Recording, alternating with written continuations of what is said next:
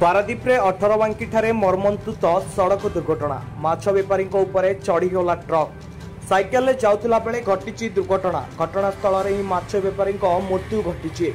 मृतक जनक हेले बालीजरा बस्तीर महेंद्र जेना। आज छाड़ खाई महेंद्र बालीप्लॉटरू माछ किणी व्यवसाय करने बालीजरा कॉलोनी को जाउथिला बेले 18 बांकी निकट में एक ट्रक तांकु धक्का देथिला। फल घटनास्थल में तांकर मृत्यु होइतिला।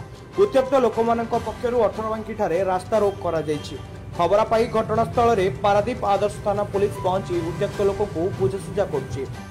मो ना अलगा बेहरा, मामू को ना हूँ महेंद्र जेना। सी आज को पारादीप रही आसिले 20-25 वर्ष है रही माछ बेपार कर गुजराट मेंटेन करती। छुआ पिला कहीं ना सी स्वामी स्त्री जन रही मामूर माईकर रही बालीझर। आज छाड़ खाई बेपार बोली राति 4टार उठी से माछ आसते आसिया भितर ट्रक पिटी देती जहाँफल कि सी मृत्युवरण करके पढ़ी। रास्ता रोक कर दाबी पूरण करने जेहेतु संतान कहीं ना भविष्य पड़ी से पुणी केमी बचे से ही माछ बिक्री करके स्त्री की पोषुले।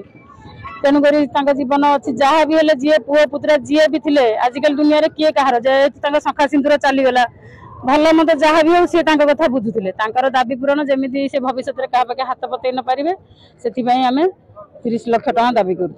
सुरेश चंद्र बराड़ रास्तार रोक हबार कारण हूँ आज आम बालीजरा बस्तीर एक साधारण गरीब मत्स्य व्यवसायी माछ व्यवसाय करने माछ कि जाऊला समय रास्ता ट्रक बाड़े मृत्यु हो जाए। बालीजरा बस्ती बासिंदा आम ये समस्त उपस्थित होइछु। उपयुक्त न्याय पाइबा क्षति पूरण गवर्नमेंट तरफ पाइबा ये जो रास्ता नो एंट्री नो पार्किंग इठी कौन प्रकार कार्य करू ना।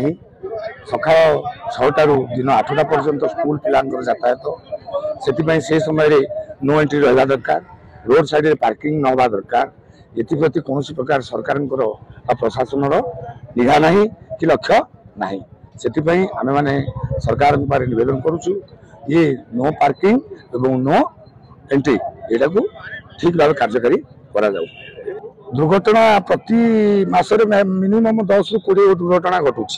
प्रशासन से कौन निघा रखुना। रास्ता को सुचारू रूप परिचालना करा जाऊ ना। रास्ता सब गाड़ी ही पार्किंग ही रोचे। एंट्री नो एंट्री कौन प्रकार ये कार्यकारी करा जाऊ ना। से नो एंट्रीटा जब ठीक भाव कार्यकारी होता रास्ता जदि कौन गाड़ी पार्किंग न करते कौन प्रकार दुर्घटना घटता ना।